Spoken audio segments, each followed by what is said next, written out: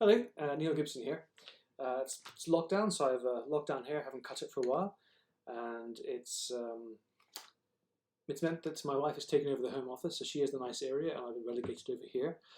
You can see my gift from Mark Buckingham from Fables, one of my favourite artists, and my guitar over there. I'm rambling. Right, what I've got here is I'm supposed to be doing. I'm so behind on this. I feel really bad. The rewards for the last Kickstarter.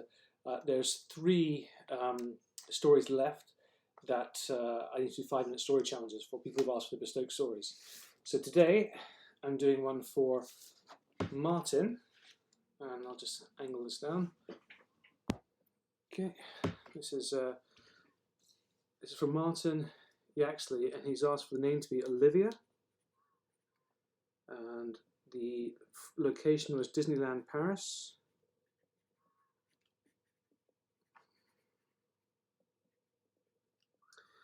The object was a phone. The occupation is a hairdresser, and the phrase is, "Come along, it's fun inside."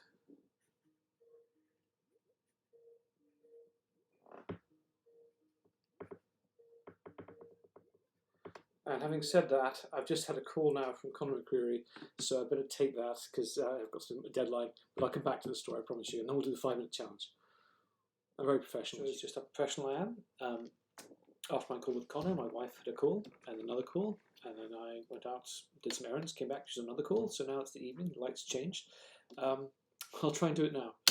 I should look at the camera, not myself. I should really be behind the scenes, not on front of camera. But anyway, there you go.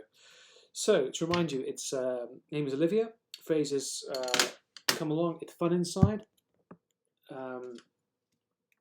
Location is Disneyland Paris. Occupation is hairdresser, and object is a phone.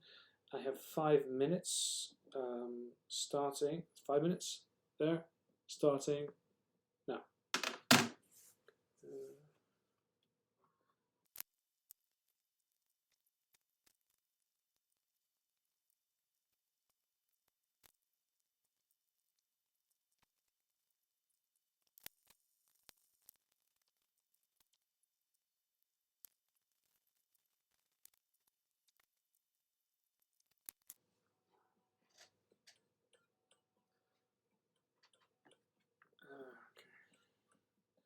Okay, so that 5 minutes is up, but I haven't quite got to the end yet.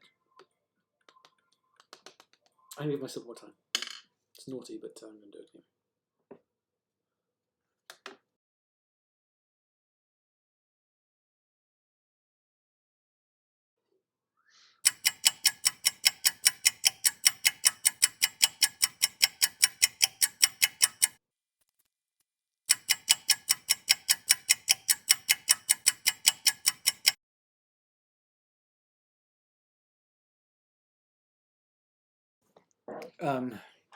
Right, I went a little over 5 minutes, probably 15. This is not good, but I struggle with that one because I couldn't normally think of a dark story for it, but I kind of got one, so I'll read it out to you, shall I? Okay, so to remind you, the name was Olivia.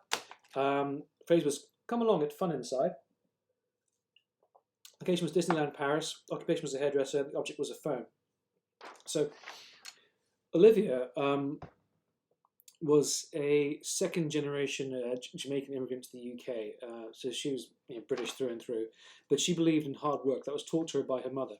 So you never take holidays until your family is taken care of. I'm not going to do a Jamaican accent because I can't, but that's how her mother would speak to her. And the only thing she loved in her life really was her mother, who passed away. Her husband ran away on her, but she had a beautiful baby girl, and she loved her baby girl. And her daughter's dream was to go to Disneyland Paris, but she would never take her there because she had first to make sure the family was looked after. And her job was a hairdresser, and she owned a small salon in Brixton, and she was very good at her job. She was excellent, and but she wanted more. She wanted to make her daughter's life secure, have enough money, so she wanted to expand, and she sold her profitable shop in Brixton and then rented one in a nice posh area in London. It was a nice location, a nice salon, but no customers were coming. And she didn't understand. Was it the pricing? Was it the decor? Was it because people were racist and she was black and this is a white neighborhood? But no one was coming. So in desperation, she called up all her old customers, invited them to come to the new salon for the discount for the same old price it used to be. But they get to see a different part of London and support her and have some fun. And they play some Jamaican music and have some food and stuff. And the place was full, and everyone was smiling and laughing and having a great time. And out of curiosity, this local old lady with very fancy clothes popped in just to see what was going on. And just for fun, this Olivia would say in a Jamaican accent, because all these people would say, "Come along, lady, fun inside, come along." And so the lady did, and it was so different. And Olivia gave her the best haircut of her life, because that was, not only was it just the cut, it was the experience, how much fun it was.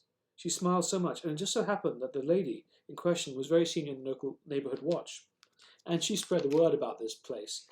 And then people started coming in droves to spend time here in this different place and have so much fun as well as having a fantastic haircut. And she carried on with using this Jamaican accent, which she didn't really have, but she knew how to speak, and charming customers. And to keep the feeling still the same, she still gave the original discounts to her old customers at heavily subsidized prices. But it was that kindness, the discounts, that was her undoing. She got a phone call, and it was her daughter. She'd had a car accident, and she died. And her world just fell apart in front of her. She said, "What?" And she started speaking with her normal accent. And when someone overheard this,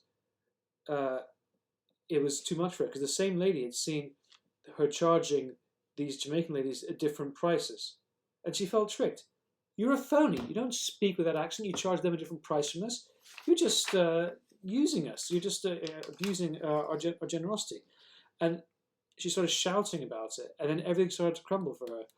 The locals started to boycott her at the shop, and I'll cut this bit out here. She'd have some local customers who would stay, but it wasn't enough. But what got her was that she really didn't care. The only person in her life she cared about was gone now, her daughter. And she never had a chance to take her to Disney World, Disneyland Paris. Yeah, okay, she had enough money, she could close up her shop, go back to Brixton, but she didn't want to do anything. She didn't want to leave the house. She didn't want to cook. She didn't want to even eat. She was heartbroken, and when they found her body, they even said that this is how she died. And it wasn't quite true.